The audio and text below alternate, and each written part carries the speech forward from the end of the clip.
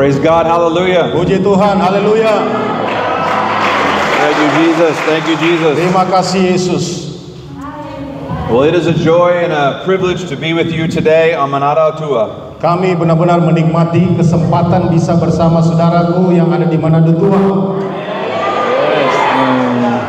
My name is Greg and I pastor in Oregon, in the United States of America. Nama saya Greg dan saya menggembalakan gereja di Oregon di Amerika Serikat. And this is my first time to Manada Tua. Dan ini pertama kali saya menginjakkan kaki di Manado Tua.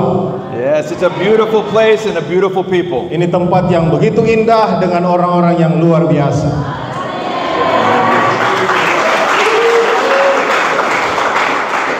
So in my home church in Oregon, jadi di gereja saya di Oregon, I prefer to be closer to the people. Saya lebih senang kalau khotbah itu lebih dekat dengan jemaat. So I'm going down. Jadi minta izin ya saya turun ke bawah.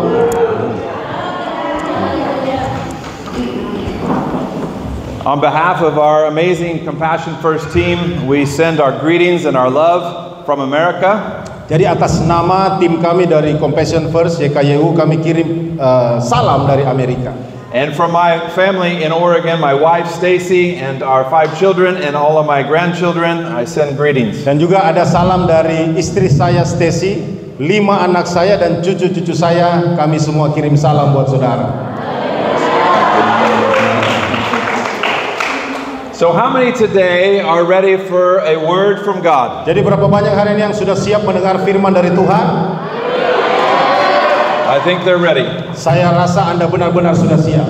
So I was thinking today maybe Old Testament or New Testament. Jadi tadi saya berpikir hari ini mau bicara dari perjanjian lama atau perjanjian baru. And on the boat ride here, I thought Jesus, New Testament, because boat and island and water. Jadi tadi di atas perahu Tuhan sampaikan kepada saya bahwa kayaknya saya harus bicara tentang Yesus dari perjanjian baru karena Yesus suka naik perahu dan pergi ke pulau. So if you have your Bibles, please open to the New Testament, to the Gospel of Mark. Jadi kalau sudah punya Alkitab, buka sama-sama di Injil Markus di perjanjian baru.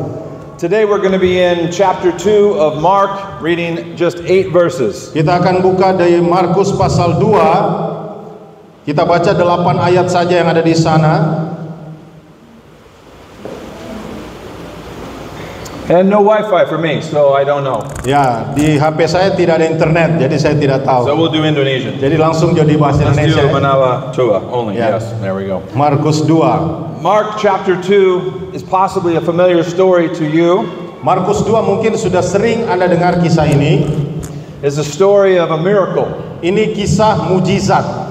And I believe in miracles. Do you believe in Dan miracles? saya sangat percaya tentang mujizat. Apakah saudara juga percaya? Amin. And I am believing today for more miracles here in Manado Dan Tua. saya sungguh percaya hari ini mujizat lebih banyak bisa terjadi di Manado Tua. So let's pray for that today. Jadi mari kita berdoa untuk hal tersebut. Heavenly Father, Bapa Surgawi, we are grateful for your Son Jesus, kami bersyukur buat putramu Yesus who came to die yang telah datang dan mati and lay in a grave, dan terbaring di kubur, but then to rise. tapi bangkit kembali. And for this we are grateful. Dan untuk itu kami sangat bersyukur. Would you do miracles in this place today? Maukah engkau kerjakan mujizatmu sekali lagi di tempat ini hari ini? We pray this in Jesus' mighty Kami name. berdoa semuanya di dalam nama Yesus yang perkasa. Will you turn to your neighbor and say, are you ready for a miracle? Coba tanya orang di samping saudara, apakah kamu siap untuk mujizat? Tanya orang di samping saudara ya, apakah kamu siap untuk mujizat?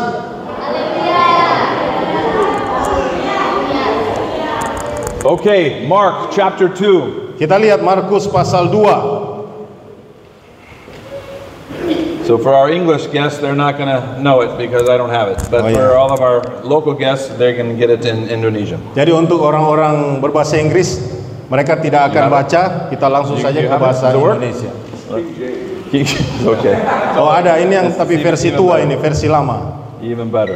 Yeah. Okay, in Mark chapter 2, beginning in verse 5, when Jesus saw their faith, he said unto the sick and the palsy, Son, thy sins be forgiven thee. Markus 2 mulai ayat 5 berkata, ketika Yesus melihat iman mereka, berkatalah ia kepada orang lumpuh itu, hai anakku, dosamu sudah diampuni. In verse 2, and straightway many were gathered together, insomuch that there was no room to receive them.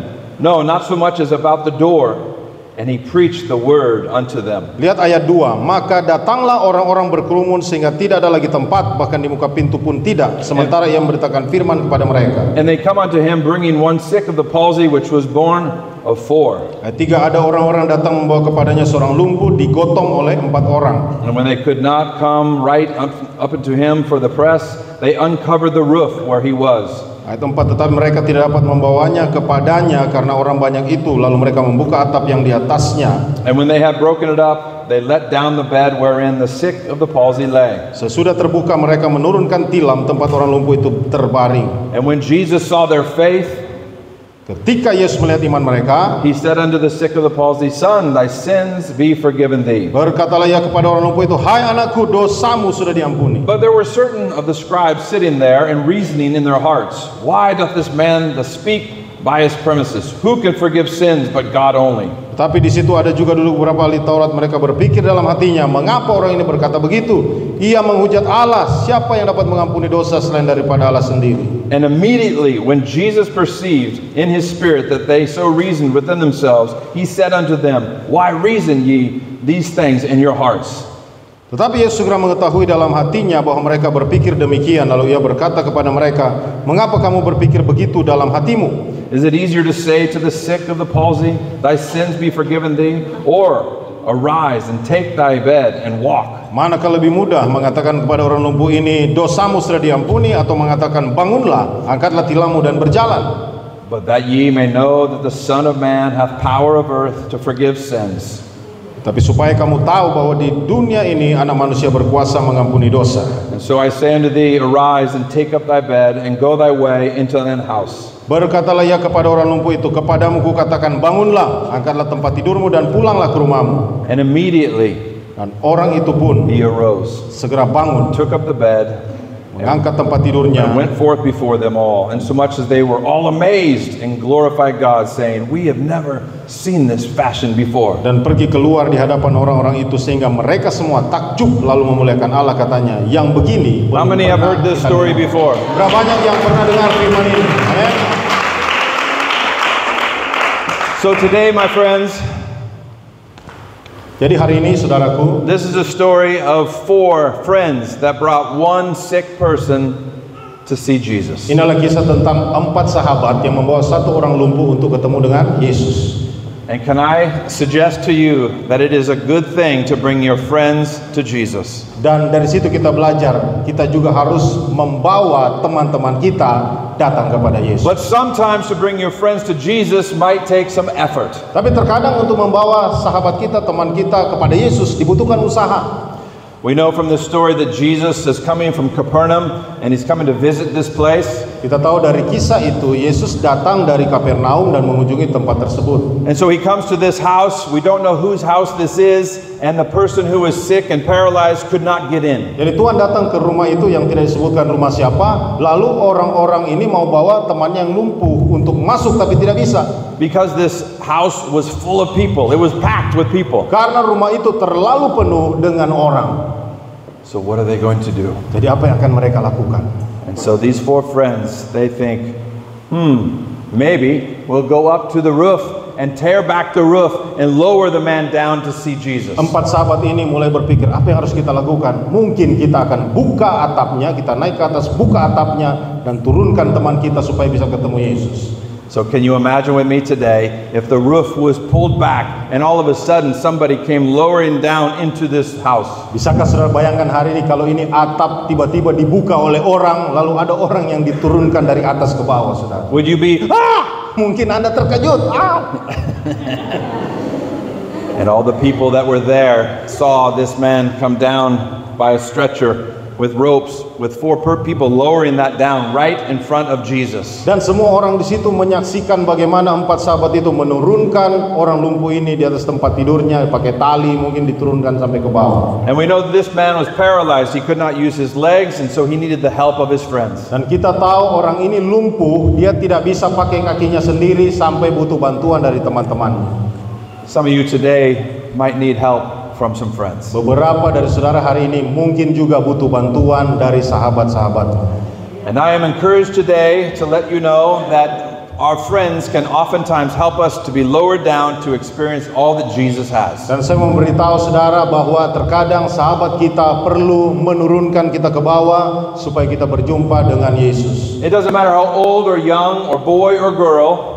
Tidak peduli seberapa usia saudara, tua, muda, laki-laki, perempuan. Jesus is ready to do a miracle for you. Yesus selalu siap untuk mengerjakan mujizat bagi saudara. Do you believe? Apakah engkau mau percaya? Yes. So back to the story in Mark chapter 2. Jadi kembali ke kisah Markus pasal 2 tadi. We know that these four friends had the faith to bring their friend to lower him down. Kita tahu bersama 4 sahabat ini punya iman sehingga mereka berani menurunkan sahabatnya yang lumpuh itu sampai ke bawah. But sometimes faith requires some audacious and tenacious acts. Nah, seringkali iman itu butuh tindakan yang bukan biasa-biasa saja, tapi benar-benar menetapkan hati.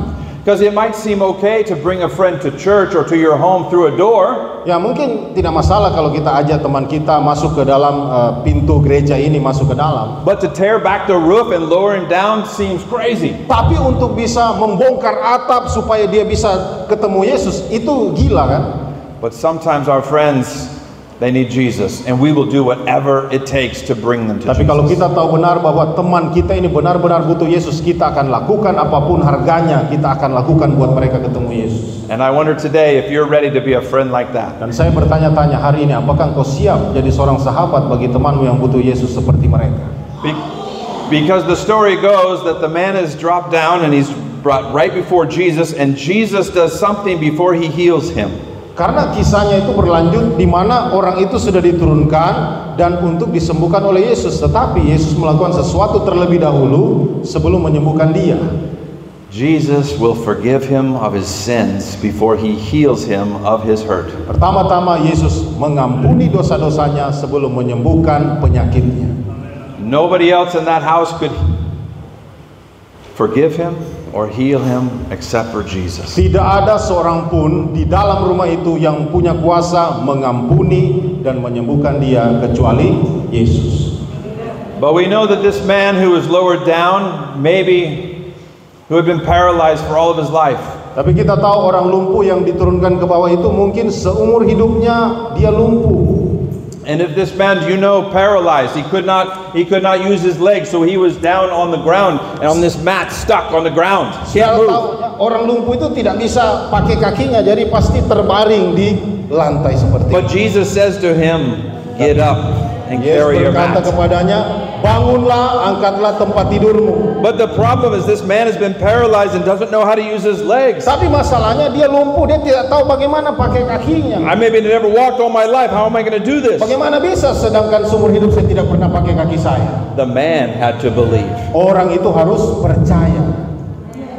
And in the Bible it says, did he just sort of maybe get up slow? Dan Alkitab berkata mungkin dia pelan-pelan mau berdiri. No. In Mark chapter 2, it says the man leaped, jumped up to his feet. Tidak saudara, tapi di Markus pasal 2 dikatakan orang lumpuh itu melompat dengan kakinya.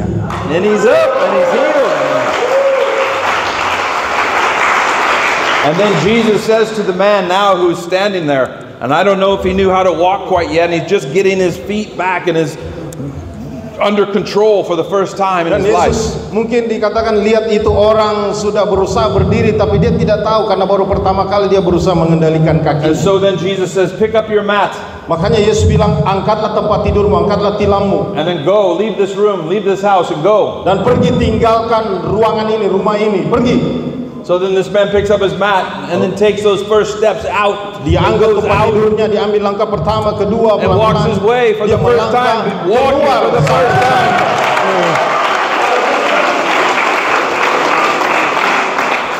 So that man needed to have faith. Dan orang itu artinya dia perlu That iman. man needed to believe. Orang itu perlu benar-benar percaya.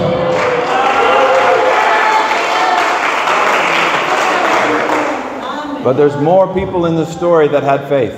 Tapi ada lebih banyak orang lain di dalam kisah itu yang tidak punya iman. The man who was healed, yes, Orang yang sembuh, dia punya iman. who was instructed to leave and walk out, but also Karena ketika dia diperintahkan pergi dan keluar, dia lakukan. Tetapi juga his four friends. 4 sahabatnya. Because if you look at the story, you look at Mark chapter 2, we see that Jesus recognizes the need to forgive, but the need to heal the man. Karena ketika sudah perhatikan kisah itu di mana ketika Yesus menyadari kebutuhan orang lumpuh ini untuk diampuni dosanya dan disembuhkan. But in chapter 2 it also says that Jesus recognized the 4 friends. Tetapi di pasal 2 juga dikatakan Yesus mengenali 4 sahabatnya itu. And did he just recognize their faces or who they were? No. Bukan hanya mengenali wajahnya atau siapa mereka, bukan. It says in the Bible that Jesus recognized their faith. Tetapi dikatakan di Alkitab Yesus mengetahui ada iman pada mereka.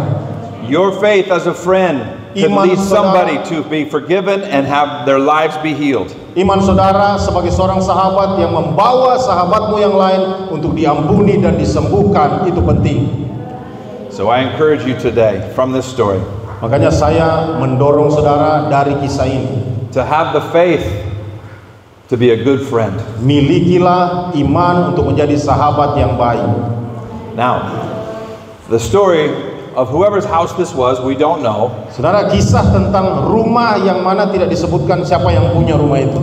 Is now has a roof, a hole in his roof, and his house has been destroyed. Sekarang rumahnya rusak karena atapnya sudah terbongkar, saudara. Pasti dia marah.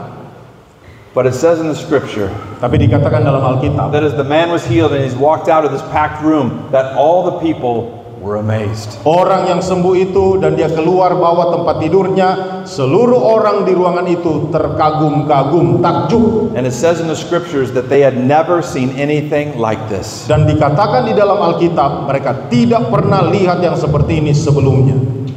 I wonder if the person who owned that home was okay because something never had happened before like that. Saya bertanya-tanya dan saya pikir orang yang punya rumah itu pun tidak masalah rumahnya rusak karena dia belum pernah lihat pemandangan yang seperti ini di dalam rumah sebelumnya. So are we willing for our houses to be messy? Are we willing for our lives to get messed up to see healing in our friends? Apakah kita bersedia walaupun rumah kita harus kacau balau berantakan, yang penting sahabat kita sembuh dan diampuni?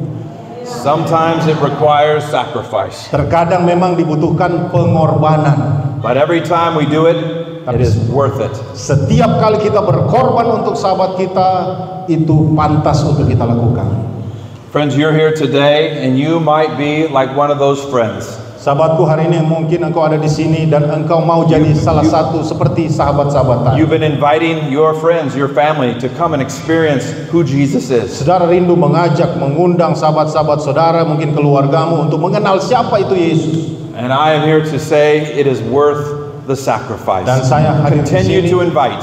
saya mau katakan, saudara siap untuk berkorban, lakukan itu yang terbaik buat mereka. Continue to bring your friends to Jesus. Teruslah, jangan bosan bawa orang-orang yang kau kenal kepada Yesus. Because Jesus is the Savior. Sebab Yesuslah juru selamat. And Jesus is our healer. Dan Yesuslah penyembuh kita. Now this morning, Nah, pagi hari ini, I'm so grateful and our team is so grateful that you have invited us into your home. saya sangat bersyukur dan bersama tim kami sangat bersyukur Anda bersedia mengundang kami masuk ke rumah Anda. We are now friends with you. Kami sekarang menjadi sahabat saudara. Yes. And we share this faith in common. That we can come to Jesus, our Savior. Punya iman yang sama di mana kita bisa sama-sama datang kepada Yesus juru selamat kita satu-satunya. I don't know about you, but I in my life have needed friends. Saya tidak tahu dengan saudara, tapi bagi saya sangat butuh sahabat. There's been times in my life where I have been hurt. Ada kalanya dalam hidup saya terluka juga with pain. Dengan rasa sakit, and my friends have helped bring me to Jesus. Dan sahabat-sahabat saya menolong saya untuk datang kepada Tuhan Yesus. In fact, one time when I was traveling in Mexico, bahkan satu ketika waktu saya pergi ke Meksiko, I was working on a church roof. Saya bekerja di pertumbuhan and I was repairing and I was fixing the roof of the church. Waktu itu saya memperbaiki atap gereja. And I was fixing this church. I was trying to get through the roof to make it better, and all of a sudden I fell through and I landed from the roof down on the floor on my back. Waktu itu saya lagi mau perbaiki atap gereja, lalu tiba-tiba saya terpeleset dan jatuh dari atas ke bawah dan belakang saya yang duluan jatuh. And while I lay there, I could not move. Dan waktu saya terbaring di situ, saya tidak bisa bergerak. I was bleeding and I had punctured my lungs and my back was for the moment paralyzed. Saya berdarah dan saya coba pukul paru-paru saya. Untuk sementara saya kayak lumpuh sementara. And we were far up in the mountains, far away from any medical hospital. Dan kami ada di pegunungan, jauh dari rumah sakit, dari dokter. So my friends were concerned, and how can we get Pastor Greg from this place on the ground all the way back to a hospital which was 7 hours away? Jadi teman saya khawatir dan bertanya-tanya, bagaimana bisa kami bawa Pastor Greg sampai ke rumah sakit padahal jaraknya itu bisa 7 jam. So they were able to put me into a stretcher and then put ropes, and then they hung me into the bus and suspended me between the two rows. So I rode in the bus by ropes on a stretcher for the 7 hours. Jadi waktu itu mereka bikinkan saya penyangga dari kayu, lalu mereka angkat saya ke bus, dan di bus itu ditaruh penyangga juga supaya saya nyaman untuk bisa pergi dalam perjalanan 7 jam sampai di rumah sakit. I had 4 friends that day Saya punya 4 sahabat pada waktu itu yang menolong who saya. helped carry me to the bus and then to the hospital far away. Menolong saya bawa ke bus sampai ke rumah sakit yang jauh sekali. And during this time our team was praying, please heal Pastor Greg. Pada waktu itu tim saya, mereka berdoa, tolong Tuhan sembuhkan pendeta Greg. Because the doctors said that I was going to be not able to walk. Karena dokter berkata, saya tidak akan bisa berjalan lagi. But the prayers of my friends, Tapi doa-doa dari sahabat saya, 3 days later, 3 hari kemudian, I got out of bed and walked up into the church and was able to preach. saya bisa bangun dari tempat tidur saya dan bisa berjalan keluar, dan sampai di gereja saya bisa khotbah lagi. And on that day in that church, Dan pada waktu itu di gereja itu, I showed pictures of our x-rays which said that my back was broken. saya tunjukkan ya sinar X, di mana di scan di sana belakang saya itu sudah hancur. But then with my friends helping me there today, on that day to pray, we showed the new pictures that Pastor Greg was healed. Tapi waktu itu saya perlihatkan juga gambar yang baru, sinar X yang baru, bahwa sudah disembuhkan. And this is why I believe in Jesus as my healer. Dan itulah sebabnya sampai ini saya percaya Yesus adalah penyembuh saya. He healed me a long time ago, but He continues to heal me even today. Bertahun-tahun yang lalu dia telah menyembuhkan saya, dan saya percaya sampai hari ini dia terus menyembuhkan saya. And so today I want to believe with you that He could do a miracle. Itulah sebabnya hari ini saya juga mau percaya untuk hidup saudara, dia sanggup melakukan mujizat. Because some of you maybe have hurt in the head or body pain or aches. Karena beberapa saudara di sini mungkin ada yang sakit kepala atau bagian tubuhmu yang lain yang sakit, terluka mungkin. But our team is here to pray with you. Tapi ada tim kami yang datang ke sini untuk melayani saudara, mendoakan saudara secara langsung. And so for this next few moments, I want to invite our team to come and be ready to pray with you Itulah today. sebabnya saya mau langsung mengundang tim kami untuk siap di depan untuk mendoakan saudara yang sakit. I believe that Jesus heals. Saya percaya Yesus masih menyembuhkan. I believe that Jesus forgives. Saya percaya Yesus masih mengampuni. And Jesus can do that for you Dan today. Yesus sanggup melakukan itu bagi saudara hari ini juga. So this morning before we go to eat a beautiful meal Jadi pagi hari ini sebelum kita selesaikan ibadah dan pergi makan makanan yang enak di luar sana, and enjoy God's creation and the beauty of this day, dan menikmati pemandangan yang indah hari ini, ciptaan Tuhan di luar sana, please hear my heart today. mari saudara dengarkanlah isi hati saya hari ini, That Jesus loves you. bahwa Yesus mengasihi engkau. He wants to touch your life. He wants to heal you. Dia mau menjamah hidupmu, dia mau menyembuhkan engkau. And so I invite you to come and to pray with my friends today, that we would put our hands on your body and we would pray for healing and life from heaven. Jadi saudara, saya undang saudara maju ke depan, yang sakit, yang saudara mau terima jamahan dari Tuhan, kesembuhan, silakan maju ke depan. And today, if you are here and you can't come forward, maybe a friend can help you come forward today, that we would believe for prayer. Engkau susah bergerak maju, mungkin ada temanmu yang bisa bantu supaya bisa maju ke depan. Yeah, so come and stand with my friends as they pray for Silakan you bikin today. barisan mulai dari sana supaya bisa didoakan. Thank you, Jesus. Thank Terima you, kasih Jesus. Tuhan Yesus. Thank you, Jesus. Terima kasih Tuhan Yesus. Thank you, Jesus.